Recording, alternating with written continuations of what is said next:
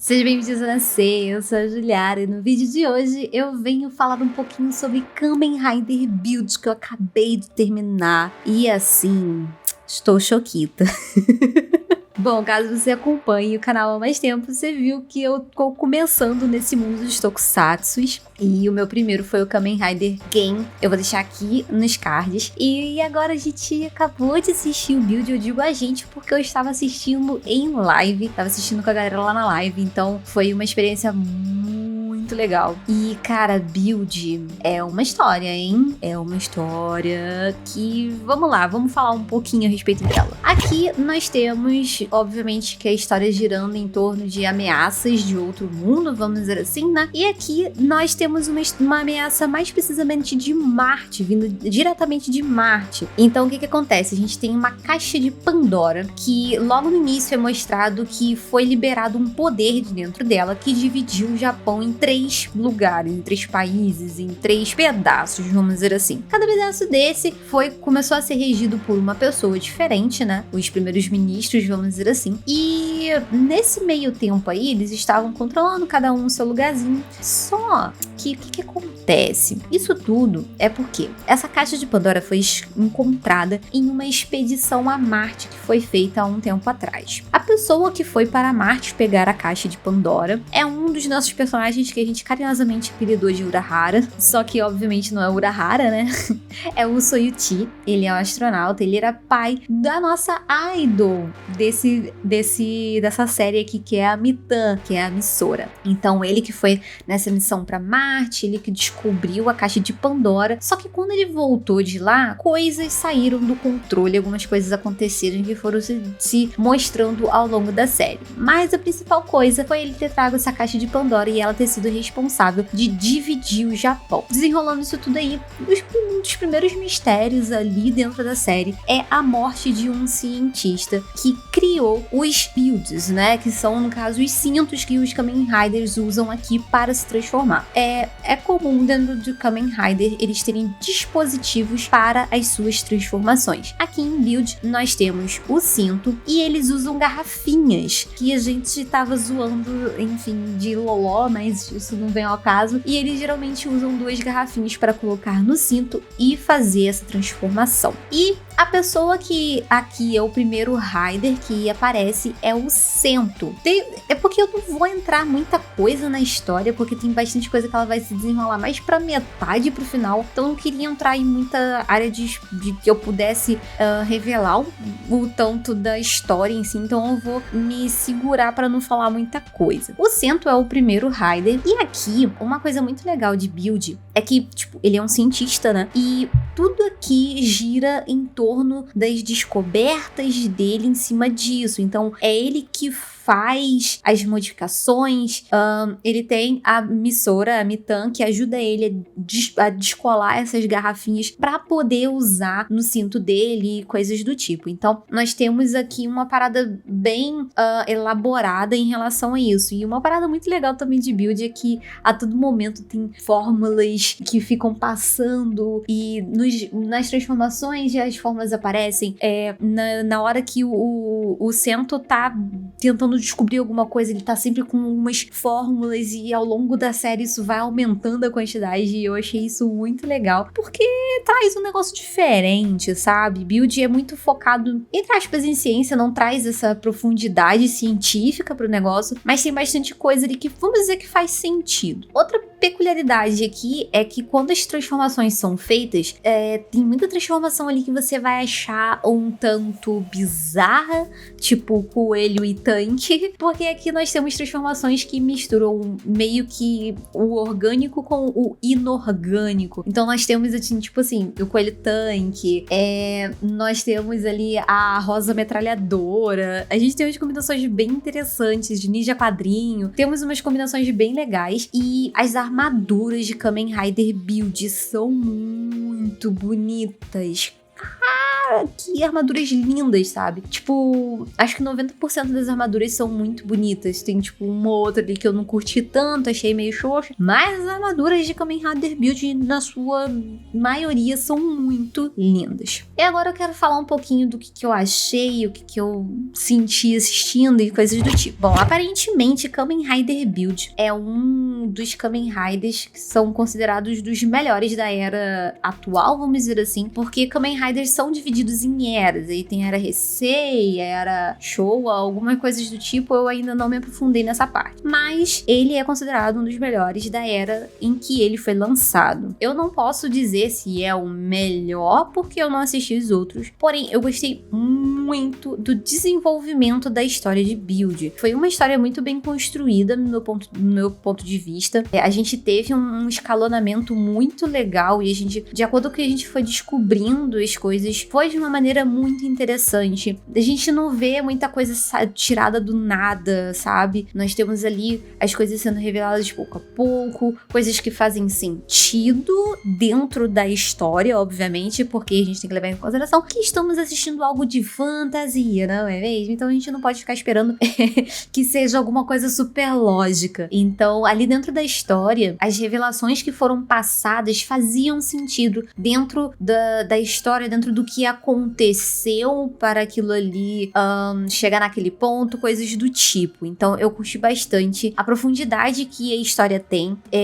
Senti que é uma história um tantinho pesada também. Tivemos muitas emoções no final da série. Eu quase chorei no negócio. Tivemos pessoas em live chorando. Então, assim, foi um negócio bem pesado, foi emotivo, sabe? Porque os personagens de Kamen Rider Build, eles têm um desenvolvimento muito bom. Você acaba se apegando de fato a eles e você entende o que cada um, a motivação de cada um e qual o problema que cada um enfrenta. Então, esse desenvolvimento dos personagens, principalmente do núcleo principal ali, que são o Sento, o Banjo, a Mitan, o Kazumi, a Sawa, o Gengoku, então que são ali os principais personagens, né? Eles têm um desenvolvimento muito bom. Nós tivemos outros personagens ali que não fazem parte do núcleo principal, mas que tiveram uma grande importância. Nós tivemos, obviamente, o nosso vilão aqui, que é um vilão incrível. Ele é daqueles vilões, assim, que olha pro próprio umbigo, ele quer fazer o que ele quer, ponto, acabou. É um Thanos que tem uma ambição meio mais torta do que o próprio Thanos, sabe? É um vilão bem forte, que também escalona poder. Ele não é forte desde o início, ele vai escalonando aquilo ali junto com a evolução dos Riders, sabe? Então,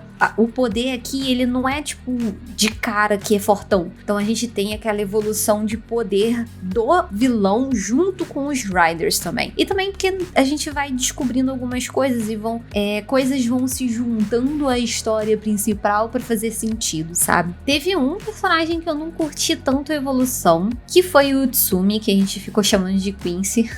Eu não curti tanto a evolução dele, eu acho que ele foi um personagem que não digo que não foi bem trabalhado, mas ele não foi um personagem que eu curti a evolução como que foi feita. Eu achei que o arco de redenção dele foi meio xoxo, não teve um arco de redenção que realmente valesse a pena, sabe? Então foi um personagem que de fato eu não curti tanto, mesmo ele sendo relativamente importante e ter uma revelação pro fim que é bem tipo, oi?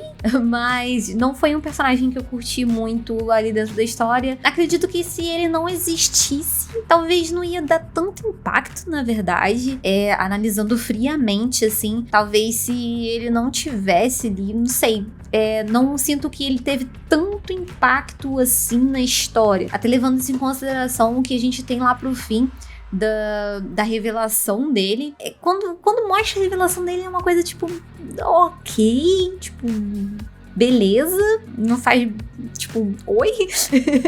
É uma coisa meio assim, tipo, não faz muito sentido. Eu acho que pra dentro de tudo que foi passado nesse Kamen Rider aqui, o ponto dele em específico é uma coisa que não necessariamente encaixa na história. Por mais que a gente esteja levando em consideração que é uma parada mais científica, vamos dizer assim, puxado pelo lado científico, a parte dele não encaixa tão bem assim na história. Não encaixa tão bem em tudo que foi passado ali ali, porque em nenhum momento a gente tinha algo que conversasse diretamente com o que aconteceu com ele, sabe? Então, eu acredito que aqui a gente teve uma certa, não digo uma falha, mas que foi algo que, de fato, não conversou tão bem, assim, com o resto da história. Mas, de uma maneira geral, eu gostei muito, foi uma história incrível, assim, é o que eu falei, tipo, os personagens, eles se desenvolveram muito bem. Me perguntaram, Ju, qual foi o seu personagem favorito? De fato, meu personagem favorito foi a Mizora, foi a Mitan. Ela é um personagem extremamente importante, não só sendo a idol do negócio, mas, de fato, ela é uma personagem extremamente importante dentro da série em si. E o jeito que ela foi crescendo na série, a profundidade que ela foi ganhando, não só por conta de uma determinada coisa dela, mas a profundidade da